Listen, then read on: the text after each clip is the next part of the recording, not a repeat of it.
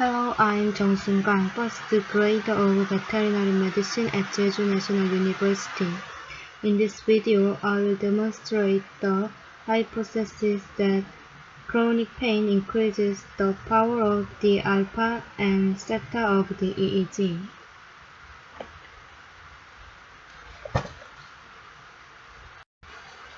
The main objective of this study is to review and summarize recent findings on electroencephalographic patterns in individuals with chronic pain.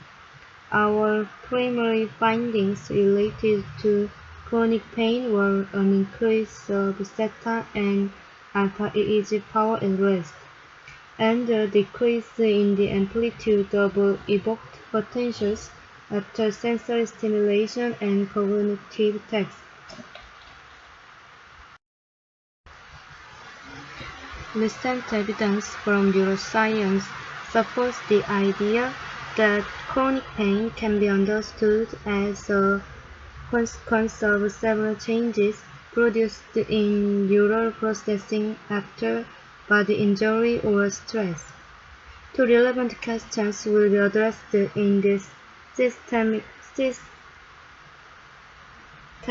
review of QEEG studies in patients with chronic pain. 1. Is there a characteristic pain of EEG activity for chronic pain? And 2. Can EEG be used for diagnosis of chronic pain? Data collection took place between February 2014 and July 2015 by searching in databases using 3 criteria for eligibility and exclusion criteria. Briefly, patients aged 18 years or older who had chronic pain of at least 3 months were studied. EEG performed during sleep and other reviews are also excluded, as well as studies without control groups or those with less than 4 electrodes for EEG recording. Following data collection, 3 things are done. First, study quality scored by using an adapted version of the Newcastle-Ottawa scale. Table 1 displays the results of the quality assessment and risk of bias for the 15 studies included in this review. The quality scores on the Newcastle-Ottawa scale ranged from 4 to 9 stars.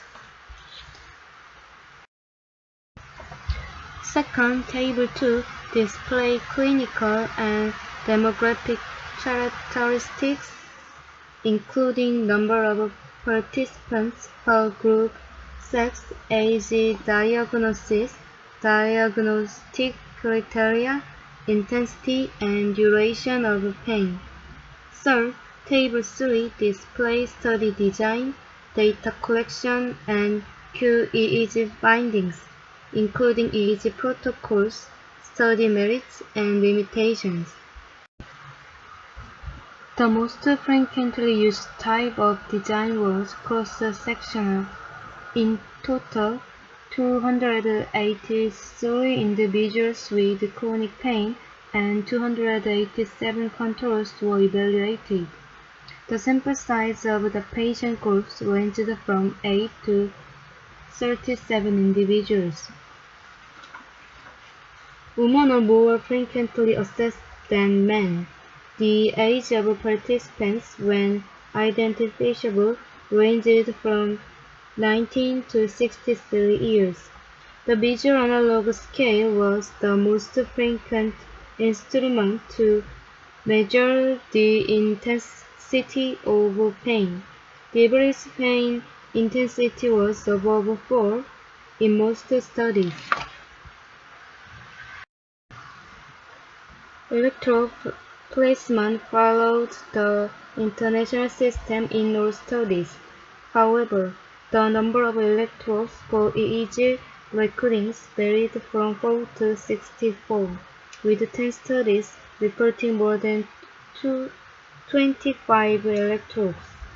EEG was recorded at least once during one of the following three experimental conditions: at rest, sensory stimulation, and performance on cognitive tasks. The analysis of exclusion criteria and patient selection, medication usage, and validity of assessment instruments followed the following three parameters. Parameters are about inclusion and exclusion criteria, determination of the intensity and characterization of pain, and detailed information regarding type and dose of medication, and temporarily avoid drugs that could alter the electroencephalographic recordings. The total of 15 studies are selected out of the 40 selected for analysis, excluding 25 according to the exclusion criteria. Table 1, shown earlier, displays the results of the quality assessment and risk of bias for the 15 studies. The most frequently used type of design was cross-sectional study. The analysis of power spectra revealed that chronic pain patients displayed increased theta, alpha, beta, delta band power at rest. The dominant peak of the power spectra shifted towards lower frequencies in chronic pain patients as compared with health controls. Table 3, shown earlier, describes those results for each study. This figure is for reference purposes. The spectrum for the group of patients red and the group of health control green with eyes closed. The global EEG power was enhanced in patients and the dominant peak was shifted towards lower frequencies in the patient population. 4 studies reported significant reductions of several ERP event-related potential components in response to different sensory and cognitive tasks. Our findings show that there is a general trend towards increased power at lower EEG frequencies in patients with chronic pain at rest. Increased theta EEG power at rest have been reported in patients with neuropathic pain and migraine with or without aura, but not in low back pain patients and fibromyalgia. According to our review, lower ERP amplitudes and increased power of theta and alpha EEG oscillations seems to be the most consistent QEEG findings. Quantitative EEG may be used not only to identify some aspects of maladaptive plasticity, but it may also be a feasible, low-cost alternative in the management of patients with chronic pain.